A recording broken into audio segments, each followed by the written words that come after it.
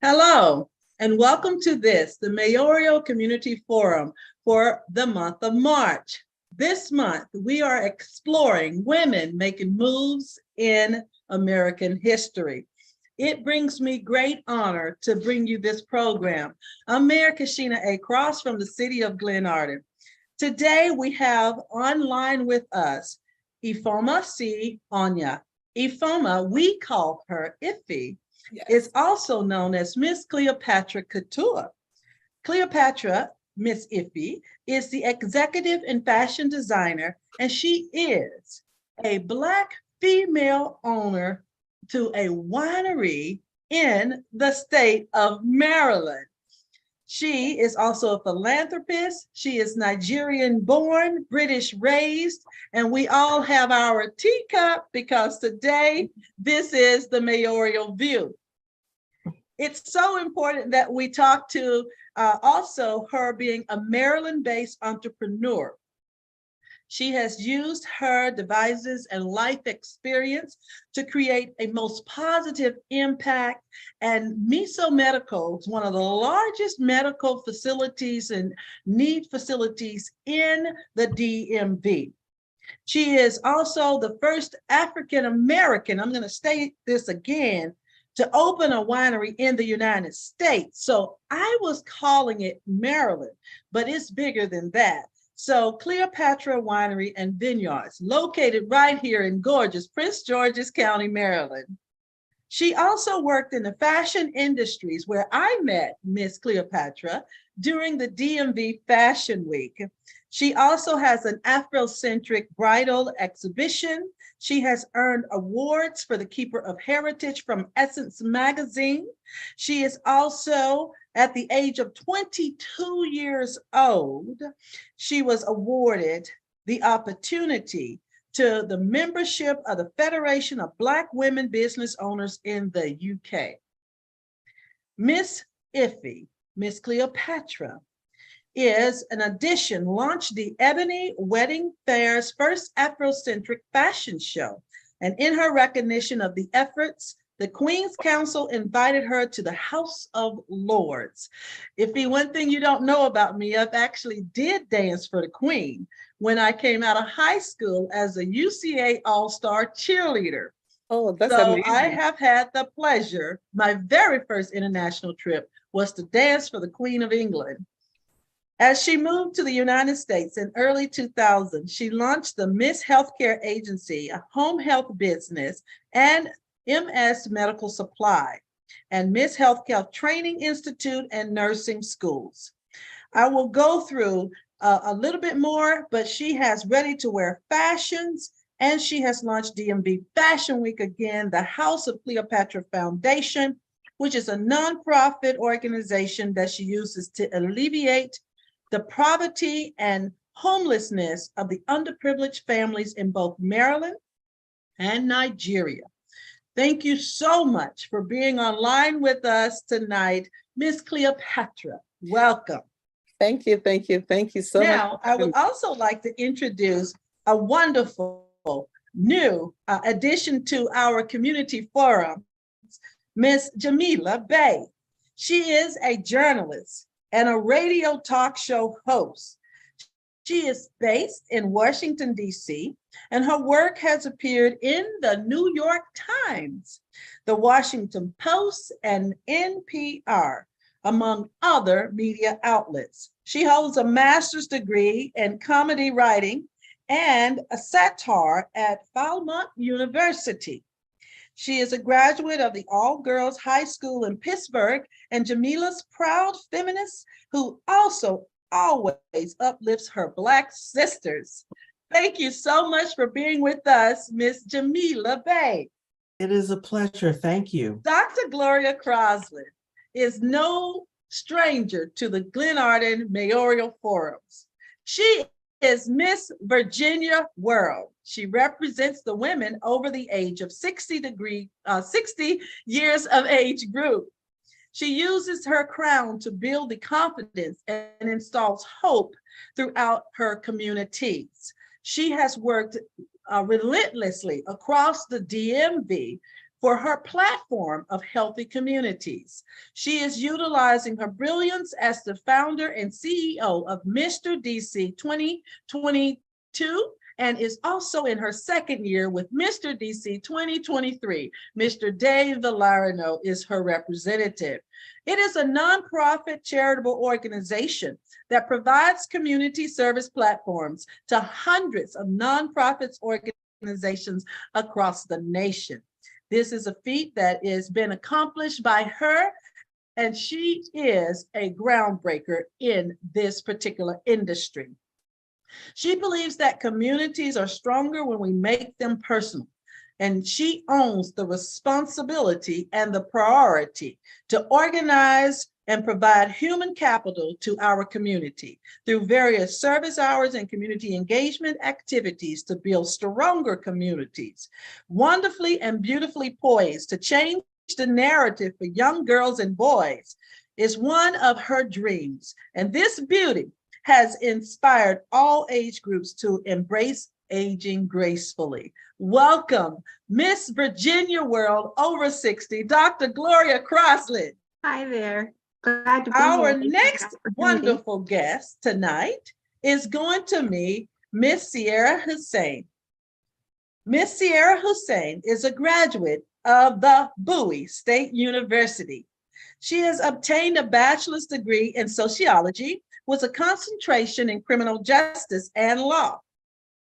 She completed her certification in Christian studies at Howard University School of Divinity and holds a master's degree in theology and at the National Bible College and Seminary, where she received and served as an associate professor teaching Greek biblical languages for the master's level program.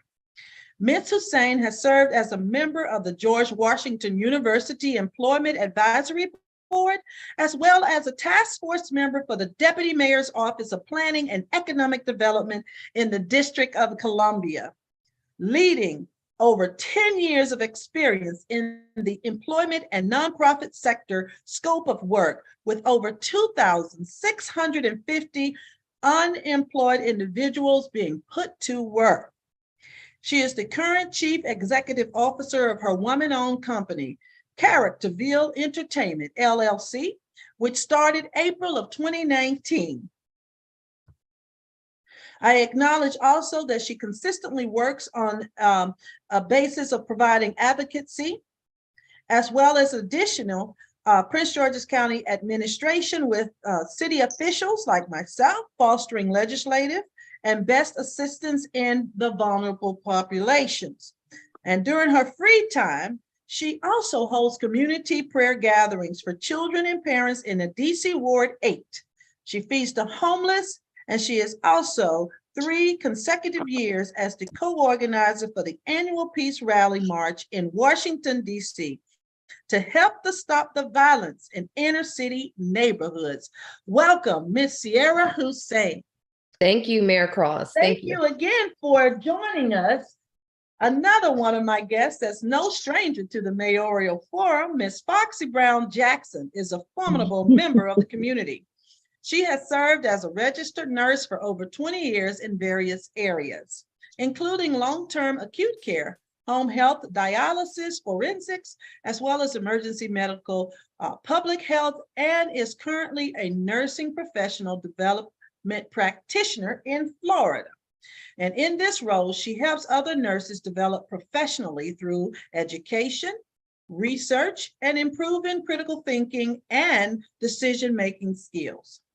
A longtime advocate for those who have experienced sexual assault and violence, she serves as a sexual assault nurse examiner, AKA SANE, in Texas.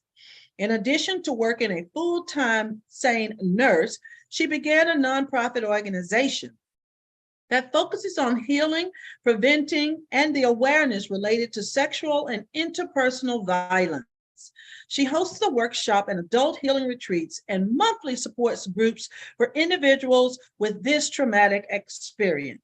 She, at the request of her daughter, began hosting activities and events for the youth that provided them an opportunity to learn how to properly respond to being uncomfortable, provided majority of their school supplies, and learn ways to help them release through creative arts. Welcome to you, Nurse Foxy Brown Jackson. Joining us is Dr. Teresa Mason Ford. Dr. Ford is the reigning new Vice President for the Prince George's County NAACP. She is one formidable woman. So happy to have you on with us. I am looking for our information report. Give me 2 seconds. I know you sent it to me, Doctor. There it is. So Dr. Teresa Mason Ford. With the turbulence found in today's generation, she reserves the conclusion that empathetic leadership will earn and gaze in the current culture, found bridging the gap between servant leader and seemingly broken worlds. She is a professional, an author, an advocate, multifaceted industrialist, and she also works for the advancement of strategic solutions up against some of society's most quintessential needs. She is a youth advocate, and she's also a women empowerment, development, and ethical leadership coach. Having enjoyed many successful years of professions in various centers of excellence, she also worked in public policy, education, and governmental competency. She understands the necessity of creating a resolve while focusing on an ever-changing world. Her mantra is clear. She is a natural solutionist that believes that knowing the problem is half the battle, but creating a solution helps to alleviate the total sum of any numerator and denominator. Now you're talking math. Now, the beauty of Dr. Teresa Mason Ford is she holds a sincere regard for education, for the achievement and the faith-based advocacy. She is a board-certified Christian counselor and holds a doctorate in philosophy and Christian counseling, a master's in arts and public policy and campaigns and education or elections, has a bachelor's of arts in criminal justice and associates of arts in education. She has a well-supported reputation as several elite communal platforms, such as the NAACP for the last 4 years and now serving as the vice president. She also flexes back to an incredible reputation as a creator of competency for President Biden twice in her first year as a solar expert with the DC Infrastructure Academy in Washington. She's also been able to inspire and share both faith and excellence across a diverse postural of heavy-handed entrepreneurs, as well as she has an FBI background. So I'm going to tell you, you're on both sides of the law. And I know something unique about you is you and I have an equal dream. And that is a dream that will take us either to Georgetown or to take us to Harvard. So we are excited to be on this journey with you. Welcome, Dr. Teresa Mason Ford. Thank you. I see that we have Dr. Harris who has joined us. And I just want to make sure It's in your text that I message. bring this up. Dr. Harris proudly served the United States Air Force for 26 years. Dr. Harris, you and I have something in common. I served for 20 years and retired from active duty in 2018. She is driven and energetic and passionate about enhancing the lives of nursing professionals and improving health outcomes for the rapidly growing aging population. She possesses a contagious positive energy and high level of enthusiasm, which is an inspiration to many.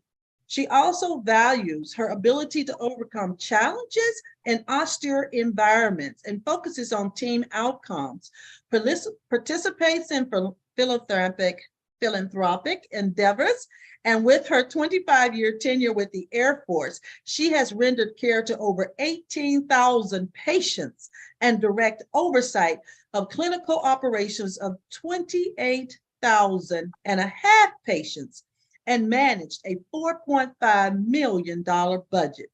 She has clinical and leadership experience in medical surgical emergency department and preoperative surgical, as well as outpatient nursing. She has launched several morale programs and conducted virtual tours and developed as well geriatric sensitive training.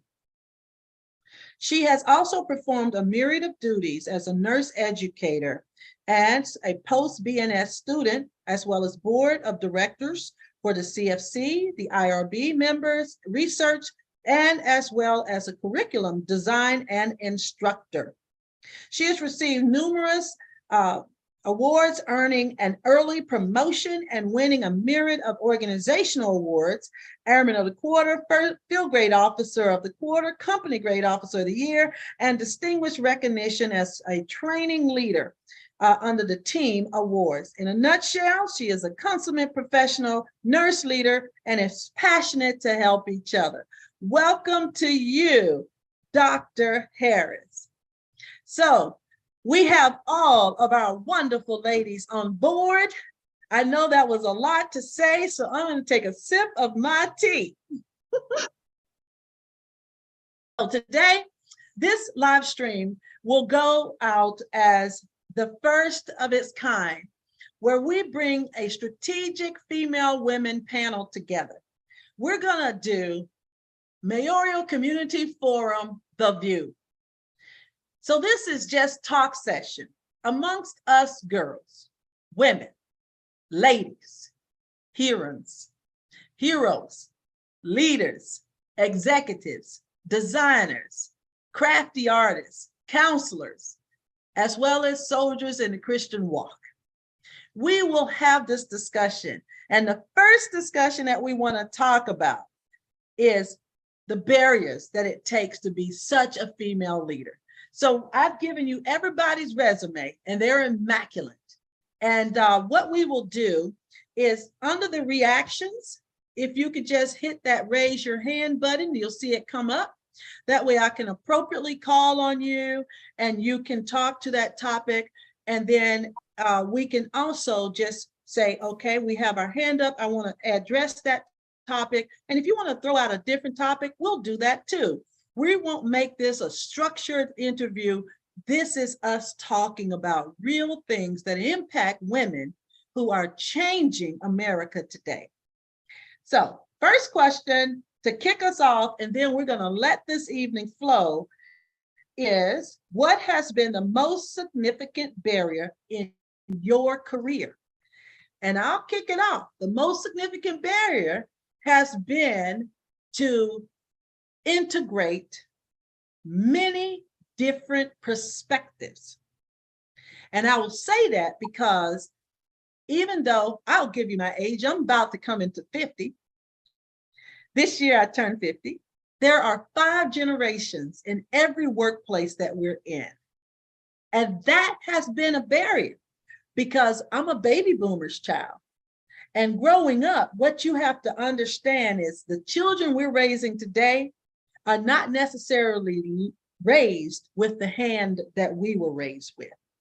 So anybody can just toss onto that conversation. What has been your barrier?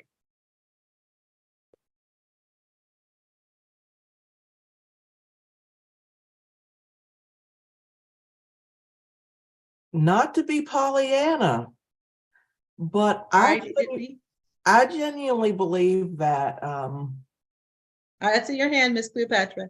I believe that the barriers are fewer than they have ever been. Now, Are you able to hear me, Miss Cleopatra? Yes, I can hear you. But I believe Jamila is speaking. Can you hear me? Okay, yeah. I'm going to defer because I didn't raise my Can't hand. hear you. Please, Miss Maybe Cleopatra, go. let's see. Can you hear me?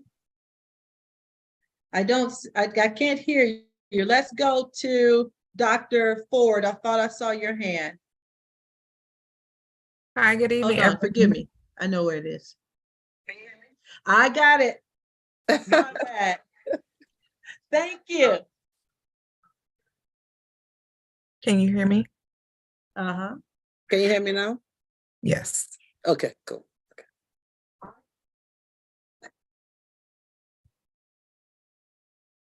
Mayor Cross. Okay, I can hear you now. Forgive me. Technical difficulties. Please go ahead, Cleopatra. Okay. Hi, everybody. Happy International Women's Day, ladies. So nice to meet you guys. I think for me, I started business right after college. So, and this is in England. So imagine this young, fresh-faced African girl coming into the workforce. So it was, my barriers were two things. One at the beginning was my age. The second was my ethnicity. So not only am I Black, but I'm also a different kind of Black. In England is, like here you have a lot of African Americans. In England it's more the Caribbeans were the Blacks that are there. So that was a barrier for me because it's like, okay, you coming from a different background, you're coming from a different culture. Can we understand you? Can we hear your accent and stuff like that? And then going into the meetings and the men are looking at you like, what's this mess sleep of a girl doing in here? This is a man's world. What do you have to offer? And so I'm having to prove myself. And I guess that's part of the things that keep me awake at night to be better, to show people I'm not doing this for you, but I'm doing it for myself. I'm doing it for my daughter. I'm doing it for the other daughters that are coming into play. The fact that you can be African, you can be a female, you can be Black, but whatever you set your mind to do and you research and you learn and you're knowledgeable, you can overcome it. But those have been my barriers. And fast forward to me relocating to the USA, and I'm still faced with the same barrier. Now I'm coming from England. So I have all my core friends over there. I'm coming over here and trying to make friends with females here. And you find out that there's still that, how can I put it? I guess the group of friends, and you're the outside and you're trying to make your way into the business world again to prove yourself. But is it worth it? Absolutely 100%. Can you overcome it? Absolutely 100%. Those have been my barriers, really. Mm-hmm, mm-hmm. Absolutely. I understand all of those. One of the things that we talk about, and I'm going to come to you, Dr. Ford, is, can women, powerful women, elevate other women who are powerful women? It's easy to elevate somebody that you see doesn't, maybe not performing as at a higher standard as you. But can you elevate somebody that's above you, that's at your level? We should be boosting each other up instead of taking each other back. And that's something that has been a consistent prayer for us, not as just an African-American woman, but women in general. If you think about Ruth Bader, one of the things that she fought hard for is for us to have those equities. But those equities are not 100% there for us.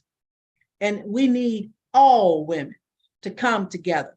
This Women History Month should represent a unity of thought, a community that's building and lifting as we climb. Dr. Ford. Good evening, everyone, and thank you, Mayor Cross. So my barrier is mistakenly my confidence for arrogance, and it's per se with the male population. I just actually got my doctorate within the last year, but this is something that I've been combating for quite some time, and it has gone on for a while, and it's grown like in numbers. And particularly, I was just recently hired for DC government last year, and my boss, he's a male, and his counterparts as well, they've been saying certain things about me, and I've been confronted with it recently, and I'm just like, I don't understand what you're talking about. Per se, going back to the male gender, it's been quite prevalent that they have some type of, I don't know, bad taste in their mouth when it comes to a strong woman, a Black woman. I guess they feel like, we're some type of um pushover, with certain situations, and I have to speak up for myself. And when I speak up for myself, it's like, oh, I didn't know you were like that. Well, no, I didn't know you were like that. I shouldn't have to get to this point to get like that for you to understand that I'm not a pushover. So that's been my barrier. Dr. Harris? Good evening, everyone, and thank you so much for creating this forum, and thank you for having us. Dr. Carson, thank you for inviting me, and Mayor, thank you for having me on this panel. I just wanted to really piggyback on a few things. And the first thing that came to me when I think about barriers, there's internal and external barriers that we face.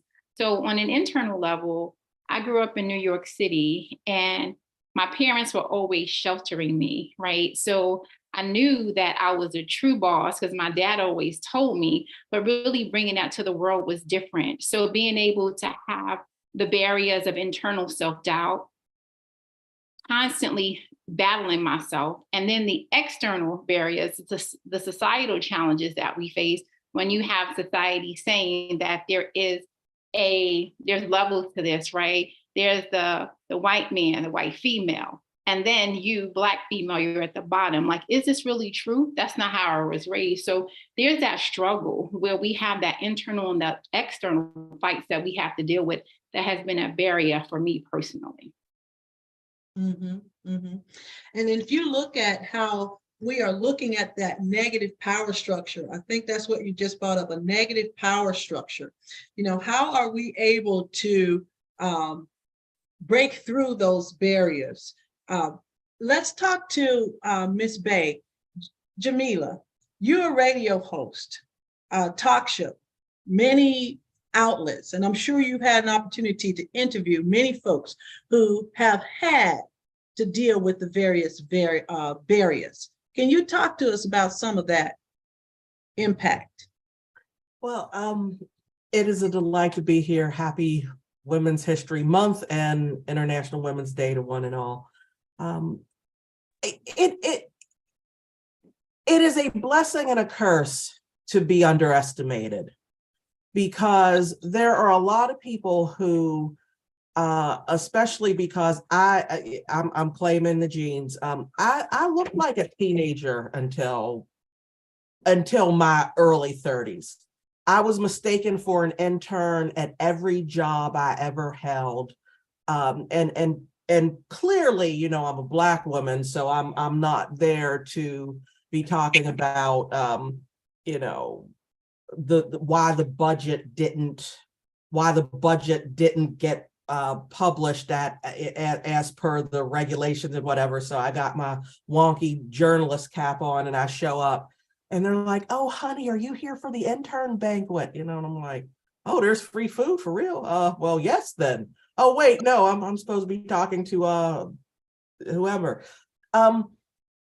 It is a hard thing to be brilliant and be fully actualized in a world that looks at you and tells you no, and looks at you and tells you you can't, and looks at you and tells you, no, you're not ready. Train this dude here and then we'll promote him over you, and you'll have to save his backside every step of the way, yeah.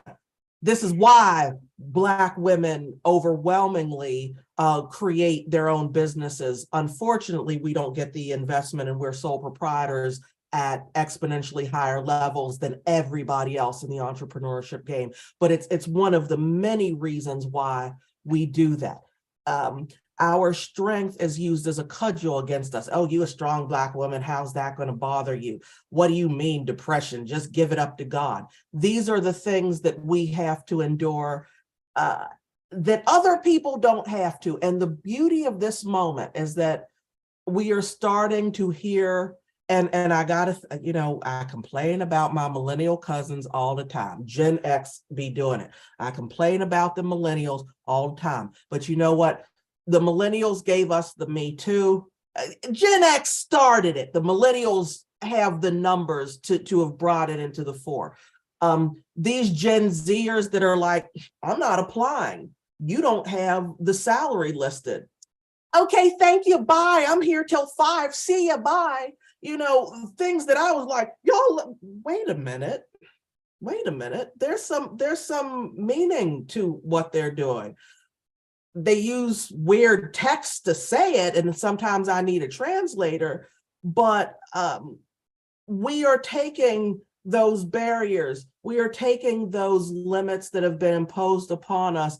And I'm not the most religious person you ever going to meet, but I do quote this scripture often. And it came to pass. This is going to be behind us, and Black women, we are the ones who are leading, and we will pass all of this foolishness. It's hard, but we need to recognize we're stronger when we're together, and when we do that, we indeed overcome. Fantastic. And thank you for, again, wrapping in my Gen X, Gen Next, millennials, because we do have to build this world for them to lead it. We are not going to be here all the time. Cleopatra has started, and is the first female Black woman-owned winery in the United States of America. So when you think about that, that's a huge barrier. Red wine is something that, if you got heart trouble, they tell you it's supposed to be good for you. I think it's important that we let our young folks know, and this is Women History Month, so we're talking to our young girls, our young ladies. We're letting them know that you can break through to female leadership. Talk to us about that, Miss Cleopatra, how you stay grounded in your work, because you've got two very different career paths. Mm-hmm. So I first started with home health, and I lost a few of my brothers some years back, and I took a sabbatical and went into fashion. That's how I reignited my whole fashion line again, just to give myself a breather. Because sometimes, just like Jamila was saying, you're a Black woman, you're strong. Even people in your family says to you, pick yourself up, you're strong. But sometimes, we have to give ourselves a break and take a me time. So I took a me time. And at that time, I thought really hard about what I wanted to do next. So I went into mental health, and doing that and giving back and dealing with the population and the community that we deal with kind of gives me joy. And it helps me to wake up every morning to face the challenges. The winery is something that I've always wanted to do from when I was knee high. Coming from a region in Nigeria, Udi, we produce naturally produce what is called palm wine. So I've always had interest in that. Growing up in England, visiting Italy, France, all those places gave me that idea. So getting the two together and finding a balance, and there's been a lot of pushback. I'm the first African female or male winery owner. So think about it. I walk into a room. I joined the associations that are supposed to protect and help. And you walk into the room and you're the only one. And you look around and you're like, okay, the 1% of the 1%. And so you face those challenges, but when you have I write down my goals every day when I come into the office. And I said to myself, these are things that I need to achieve. These are the people to call. These are the people to contact. And it keeps me grounded. And I think that's what happens to a lot of us Black women, right? Because you go home and some of the things that you do at work, nobody in your generation, the generation before you have done that. So they want to support you, but they really don't know how to do that.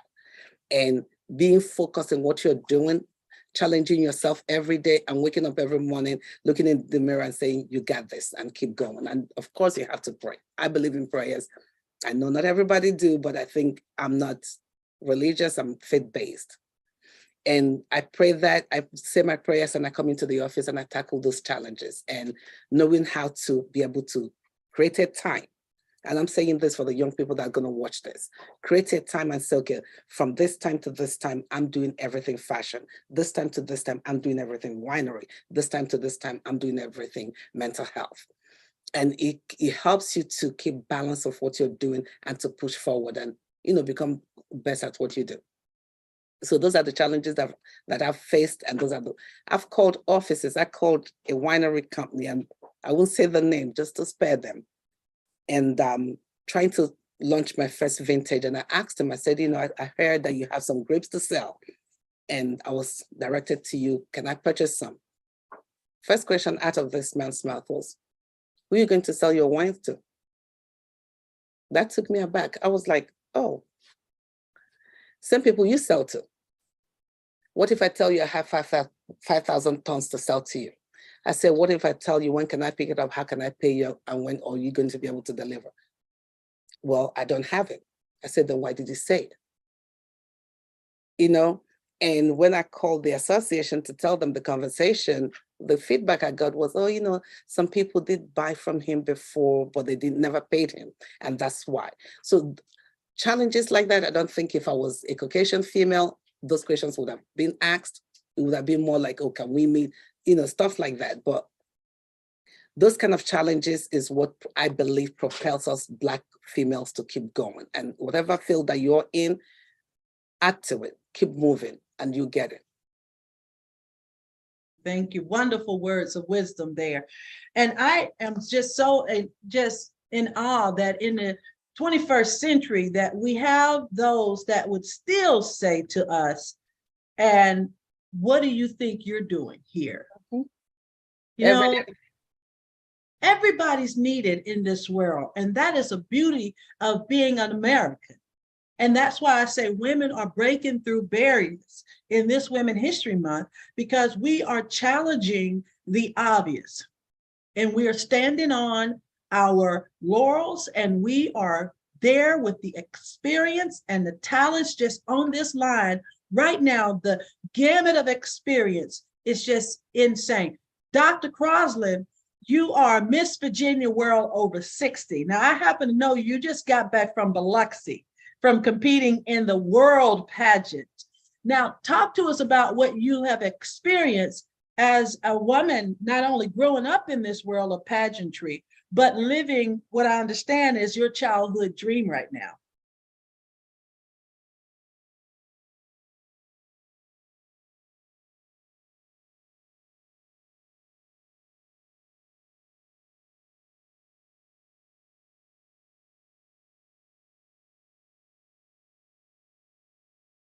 Can you unmute?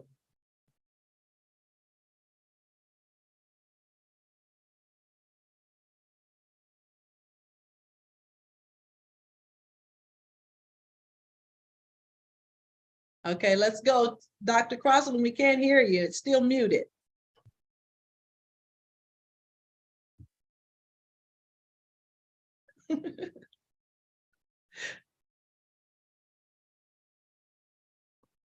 Okay, it's still muted. So Nurse Brown, are you there? Nurse Foxy? She can't unmute. Okay. Oh, there you are. Okay. Okay, so I had to figure it out. I had to calm down first. Okay, so she did text me, ER nurse, cousin Foxy Brown Jackson cannot unmute.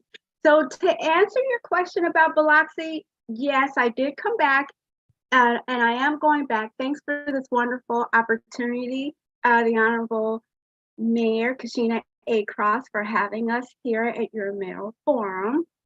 And I am looking forward to attending the Biloxi Challenge again. I think one of the barriers that I've experienced by being a Black woman, out of the other 50-something women, there's pretty much like Ms. Iffy said, 1% is Black. Even at this age, in my 60s, I would expect to see more Black women, but after all, this is, the pageant world. So it is kind of different. So like wearing multiple hats is like what we're doing today as women. We do get to be creative, and I do see the difference with us as compared to men being creative is, when the men are creative, they're seen little different as us as Black women being creative. We're still being seen as different. And for me, when I see white women being creative, I am surprised most of the time because they work really hard at, on themselves. And I'm speaking in the pageant world, and they spend a lot of money to do that. So in order for me to be competitive, I need help, I need support, and I need to be accepted. And so when I show up for events, so for me, those are the type of challenges that I have. It's fun. It is expensive. I do get to be creative, and I'm stepping into my own. So just like how all of you all are in your professional status, being a beauty queen is also, I have to be professional, and I have to work just as hard as all of you do. And the work-life balance, and as Dr. Harris pointed out, there's internal, there's external, and then I get to stand up on a stage and show exactly my skills, what I have learned. Before that, we have a judge's interview panel where I have to ask a lot of questions and I'm scored on. So being in the pageant world is no different than having a regular job. Thank you. And what you don't know is when I came through college, one of the things that I really was in tune with was the Miss USA pageant for young ladies who were coming through college because they had a $25,000 scholarship at the time.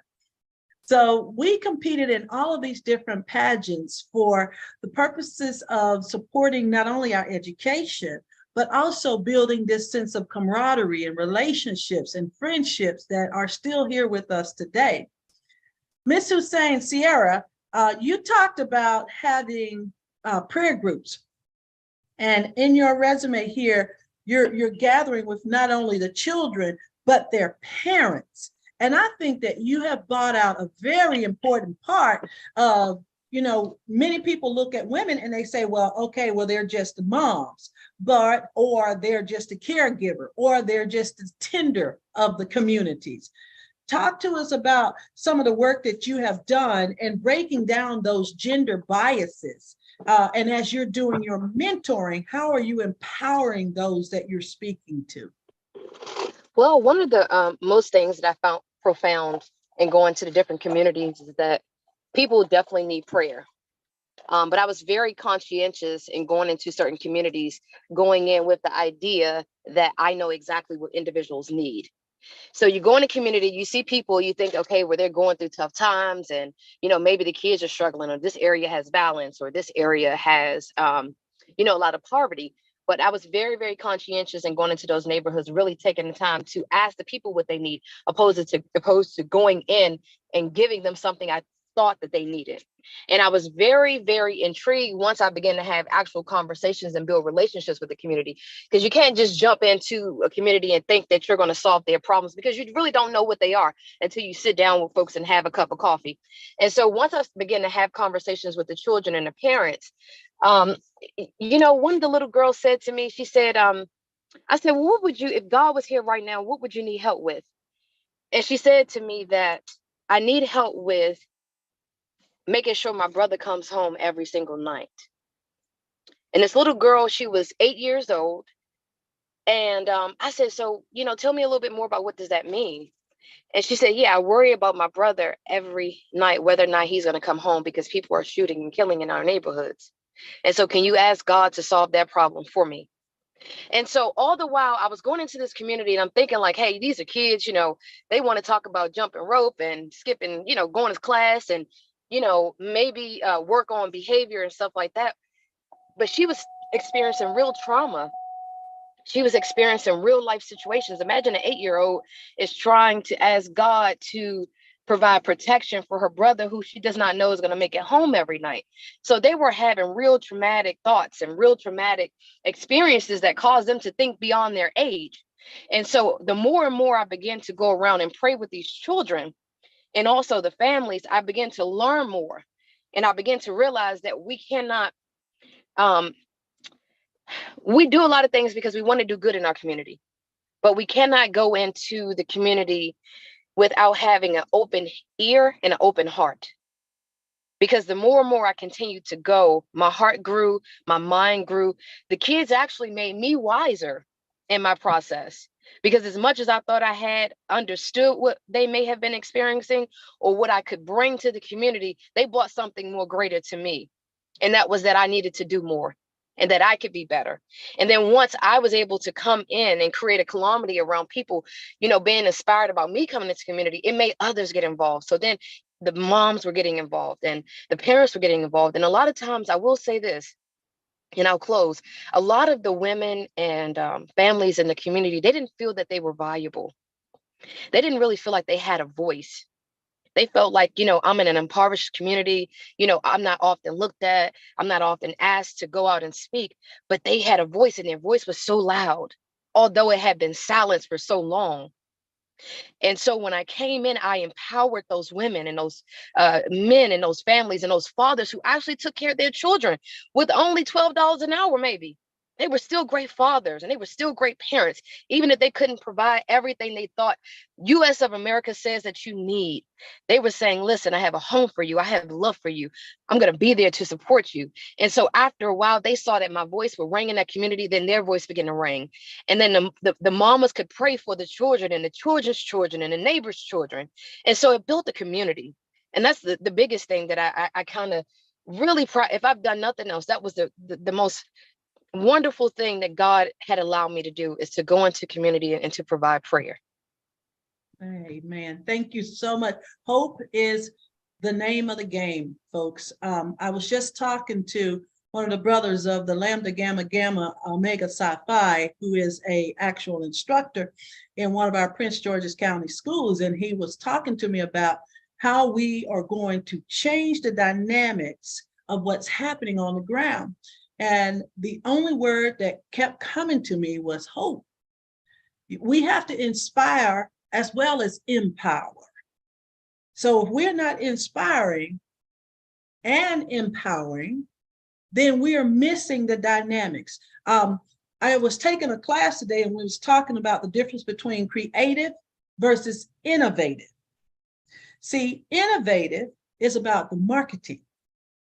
Creative is about being dynamic. It's about having diversity of thought. This year, 2023, is about diversity and inclusion as well as mental health and wellness for me.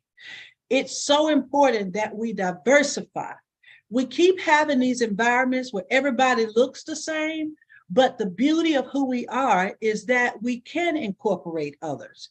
I think it's tragic that an 8-year-old has to deal with adult issues.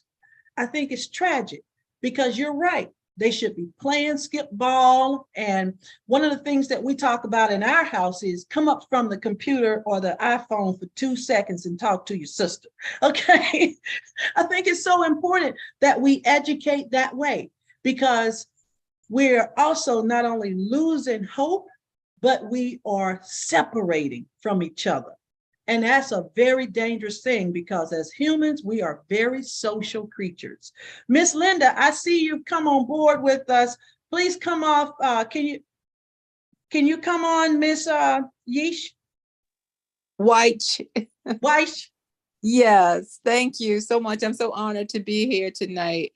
And just some highlights of my career, work life has been, and I started out I think, out of college, and I just really had not a lot of guidance as to what to do and where to go. And I just went, went on job interviews, and I ended up working in Alexandria in marketing, where, of course, the leaders in that area were generally white males, and the marketing reps were generally females, both Black and white. I think for most of my life, I've been in areas where I was the only Black, and that was started all the way back when I was in elementary school, when we actually integrated schools. So I have PTSD from those days. But here in Southern Virginia, where I grew up. But when I did finish school, I went to the traditional thing, got married, and looked for jobs, and I ended up working in marketing. But I found out, I was looking around. I said, "Well, we're marketing for this company, but the salespeople are the ones who are making the money." And the sales floor were older and middle-aged white men. But I had a relationship with the director of that department. So I asked him, what did I need to do? And he told me what I needed to do. And he was really kind. And he kind of shepherded me through that. And I became an agent. And it was insurance. It was professional. It was insurance for business owners, in other words. So anyway, I did go into sales, and I did very well there. Then I left there and came to Central Virginia, and started an agency. And I started an agency with a Black agency owner. He wanted to start an agency in a town near where I am now. I helped him to open the agency and got the agency up and running. And the agency did really well. I lost my mother, and I kind of lost my mind, and I pulled back from that. But I ended up working from there as a corporate trainer. And with that, it's with Intuit. They make QuickBooks and those products.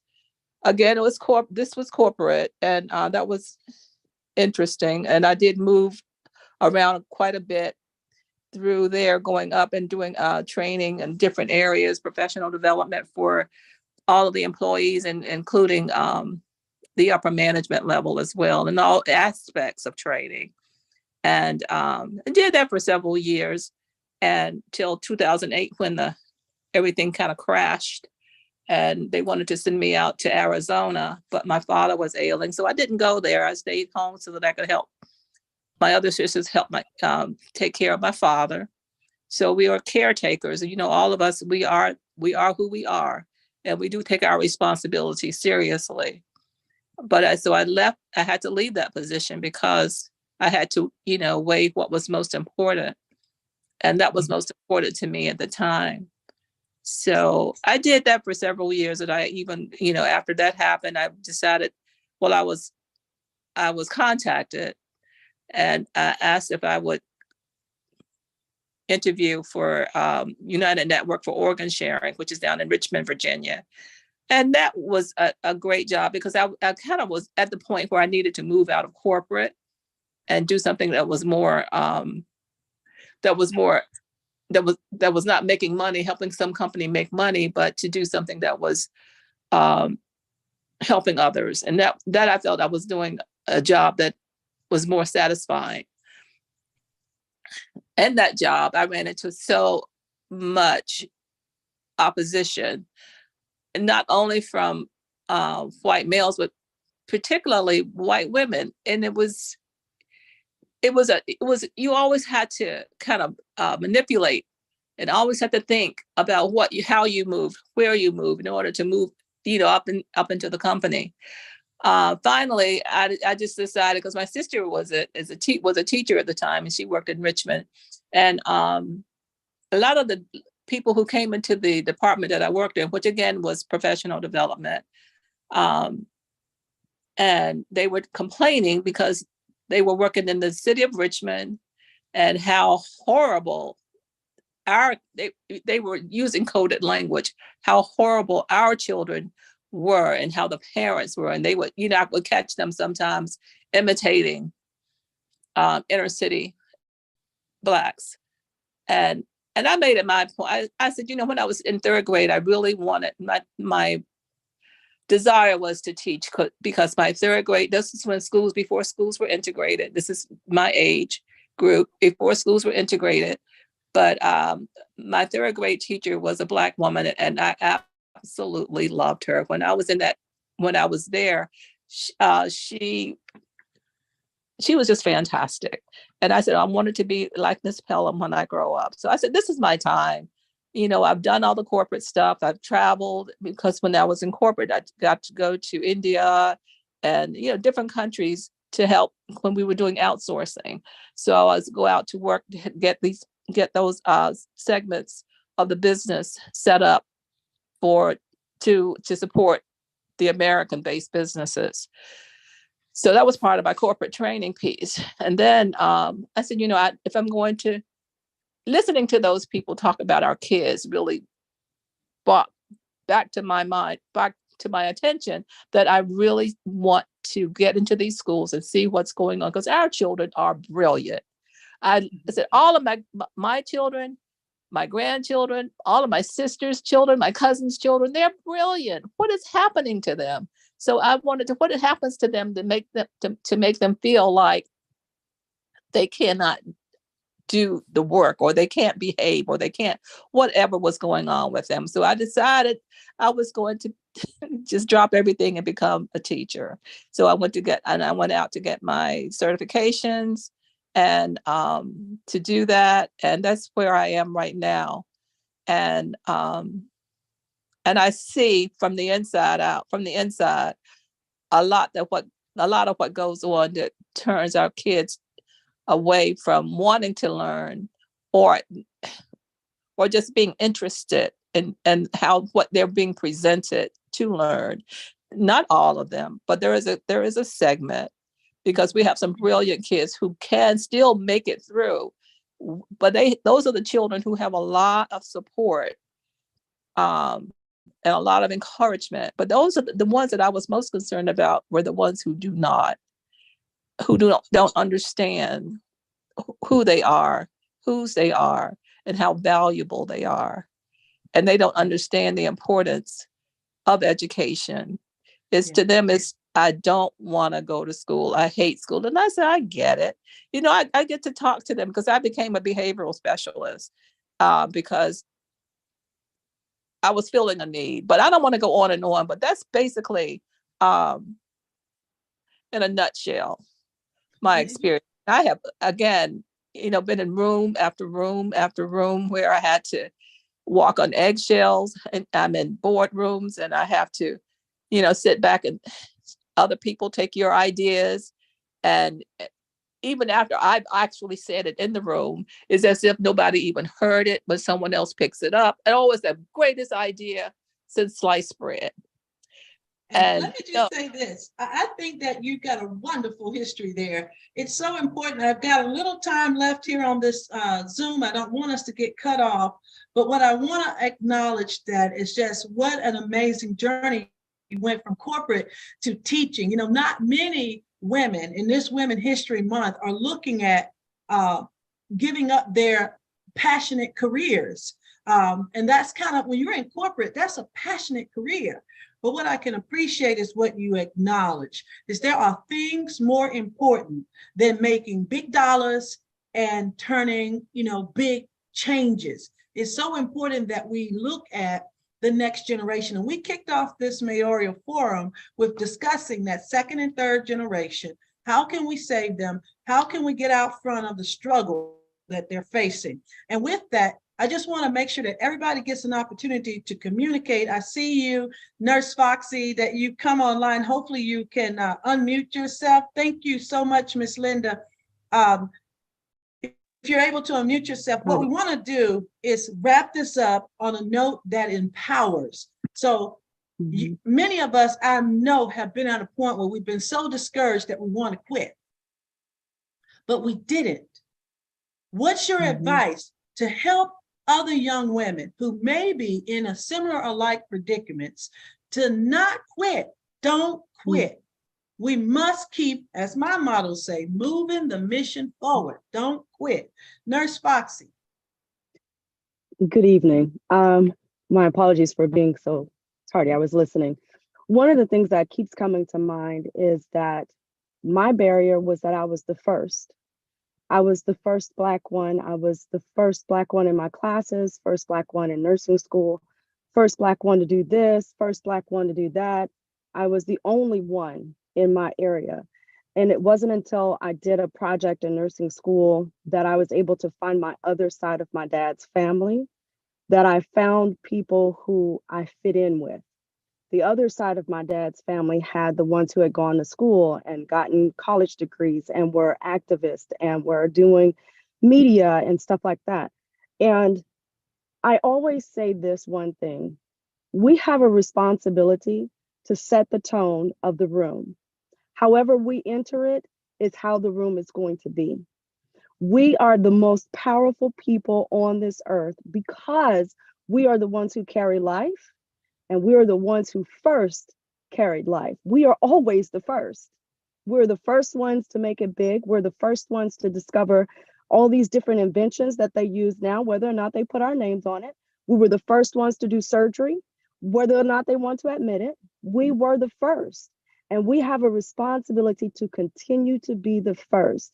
We can be the first ones in our family to go to therapy, the first ones to deal with our traumas, the first ones to discover why we believe this or why we want to believe that, the first ones to create an environment that's safe for us to just exist. We have a responsibility to be the first. We're always been it, and we can always be it. And we can always be that shoulder for one another. We can be the first to do that. The first ones, the first group of women who can lean on one another without feelings of jealousy or malice or anything like that. We are the first group of women who can encourage one another, push one another, hold one another accountable for our actions, accountable for our successes. We're not meant to be at the bottom. The only way we end up at the bottom is that we allow other people to define who we are. We are the first. We set the tone for everything that happens after this. Thank you so much. Don't be afraid of your first. Don't That's be right. afraid to set the tone. Let's go to you, Miss Cleopatra. Words of empowerment, wisdom.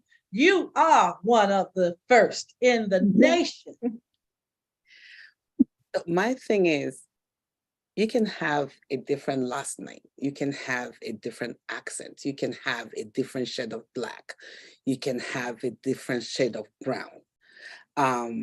Your hair could be short, it could be rough, but your brain is always sharp. Use it. No matter what anybody tells you, you can do it. We can help you.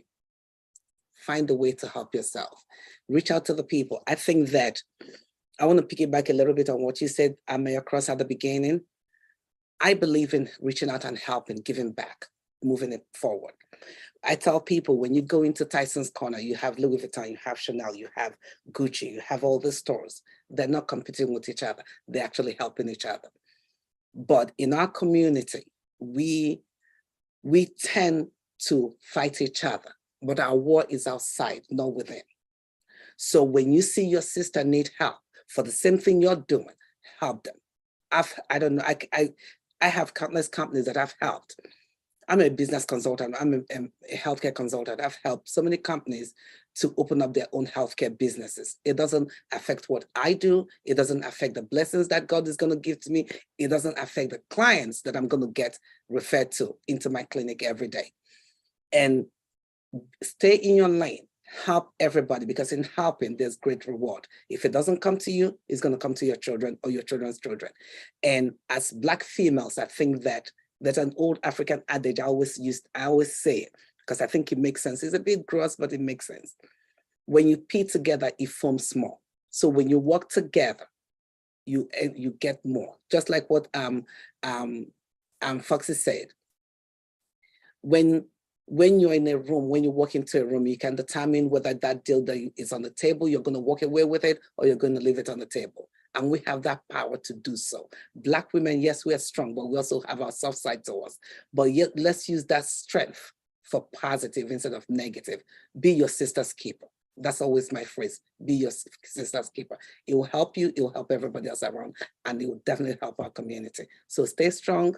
Call me if you have my number. Google my name, you'll see and find my number. Call me if you need any help, whether you're a young person or an older person trying to find a second career in life. Reach out to me. My schedule is crazy, but I'll find time to help you. And that she does. Let me just say, this has been an amazing mayoral forum. We are on the line with some wonderful, powerful women that are equal in stature with anyone on the national scene or the international scene. Dr. Crosland just left the United Nations, where we spoke to a drug-free world. Doctor, can we go around the horn to you? Talk to us about that same question. What words of wisdom would you leave? To support each other as sisters, and simultaneously, because we are, like Nurse Foxy says, because we wear so many hats, and we have so many opportunities to help others. So these are an example of the many hats that we wear, and I have several of them. And it reminds me of the men, how we can simultaneously support them, and they will in turn support us.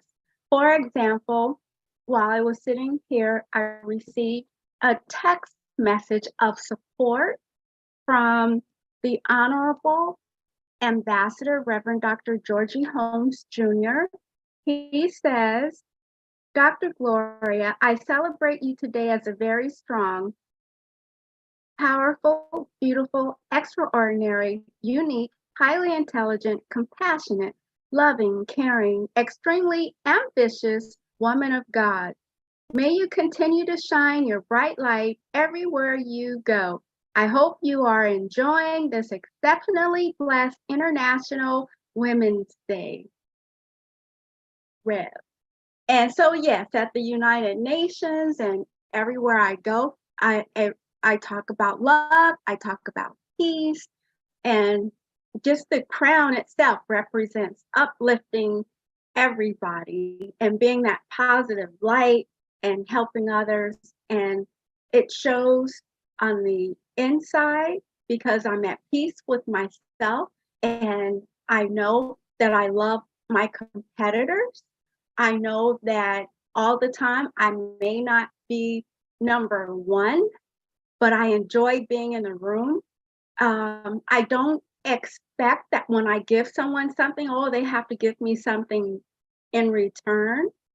So I freely give, I freely receive. And with that, I just want to say thank you for this opportunity for me to highlight the UN visit and to highlight Mississippi. So it doesn't matter where I am on this globe, I'm always myself and happy, and you'll always find me encouraging and uplifting my sisters. And be the light is what I grab. Be the light in this world of such darkness. Make sure that you carry your own light. I think Miss First Lady Michelle Obama has a new book out, and it talks to being the light in the world. You know, because there's so many people that want to dim that light. So continue, Dr. Crosland, being that beautiful light that you are. Dr. Teresa Mason Ford, let's go to you with comments of inspiration and words that you would leave for our young folks that will be able to watch this segment. I would tell them to be the salt and light of the world. Never lose your saltiness, your flavor. Always use your confidence to lead you into the path of your tribe. Find your tribe. Find the people that will encourage you, that will take you far and never leave you. Just continue to allow God to order your steps, because the steps of a good man are ordered by the Lord. That's what I would tell them. I like how you said that, be the salt, because less of salt loses its saltiness. Then what is it good for? Be the best you, because that's what was designed from the day you took your first breath, that you were supposed to be that on this earth.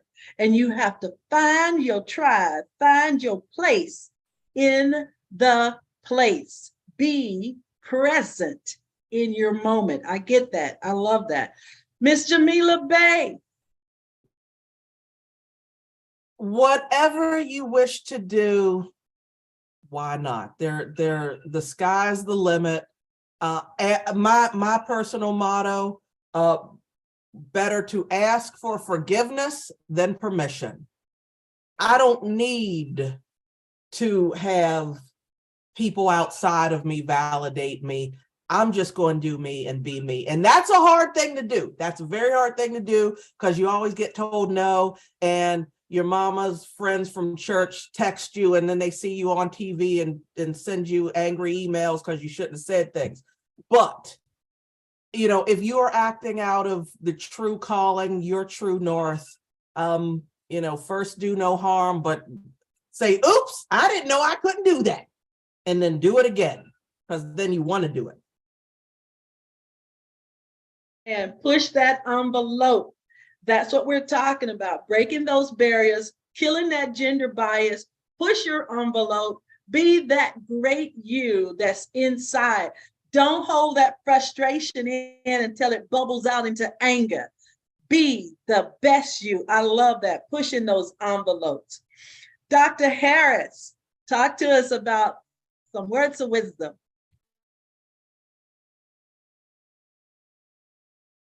There we go.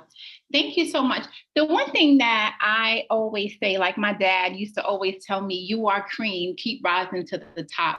And the other thing I like to remind people, when you're in a room of so many, you can get lost, but you are enough. And I like to tell young women that they're a treasure chest. God has gifted you with all of these talents and all these amazing things. Please show the world all the gold and all your gifts, because our lives will not be complete until you share that with us.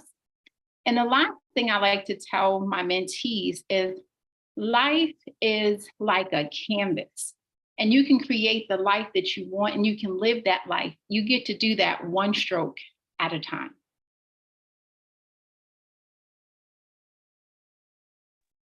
Life is a canvas, so paint your own vision. I love that. You are enough.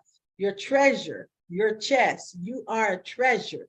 And I don't think that as young women, we heard that enough, even growing up in our generation. And I know in this generation, with so many parents and COVID-19 and everything that's, you know, disastrously taken our family unit down piece by piece. Remember this, you are the greatest treasure this world ever will see. So don't keep your treasures to yourself. I love that. Miss Linda, some words of wisdom. Give us some pearls.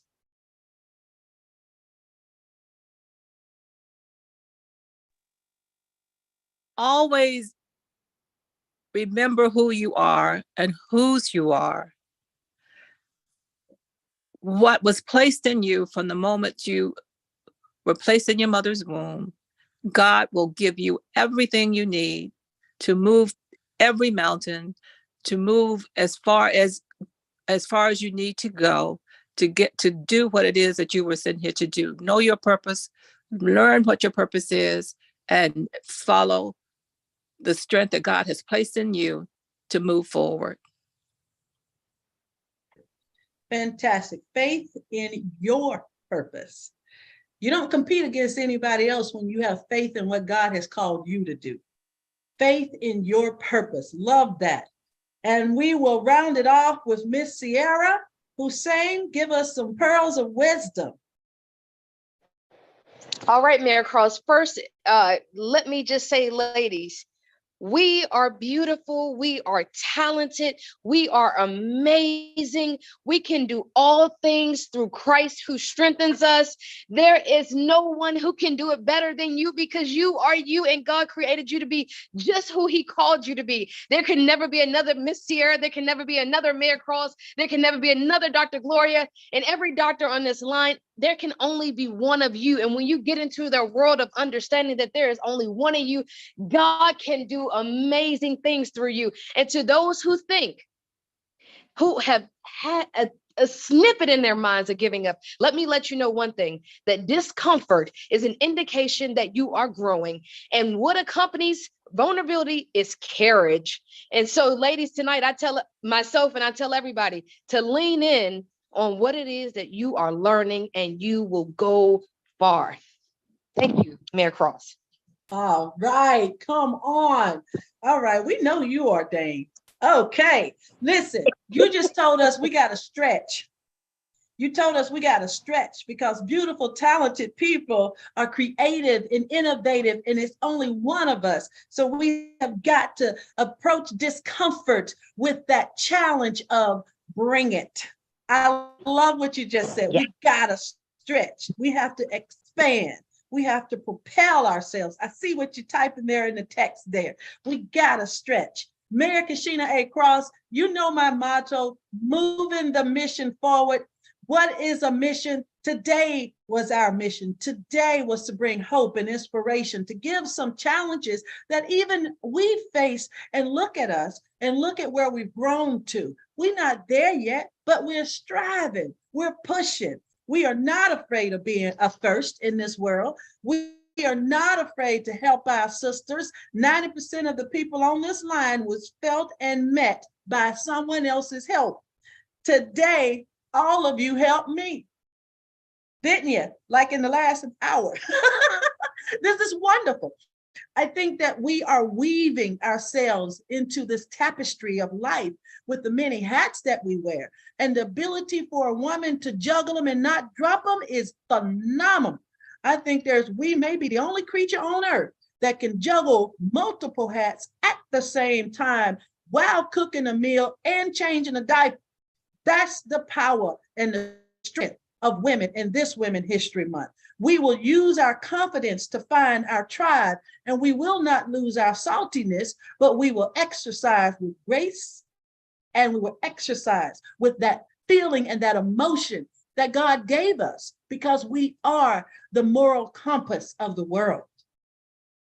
It's so important that we push that envelope, that we allow that cream to rise to the top. I like how you said that. We are enough. And I believe every one of us, I treasure each one of you as the queens that you are, because in your own right, you are unapologetically amazing. You are unapologetically talented. You will always remember who and whose you are. It was clear on this line that faith in your purpose is propelling you to the next level. That's what we're showing, is that we are not without struggle. We are not without pain. What we do have an ability is to not let that own us. We are comfortable with being uncomfortable. I wanted to acknowledge that there are 9 beautiful women on this line. We initially had planned for just one, but we're going to look at this 9. 9 is a very sacred number. Number 9 is the number of completion and fulfillment. It is also the symbol of wisdom and good leadership. I thank you, each and every one of you, for being on this mayoral forum as we looked at women breaking through in America. I'm Mayor Cashenna A. Cross. It has been my indeed honor. Well done, ladies. Thank you so much. Keep moving the mission forward. Thank you, Mayor.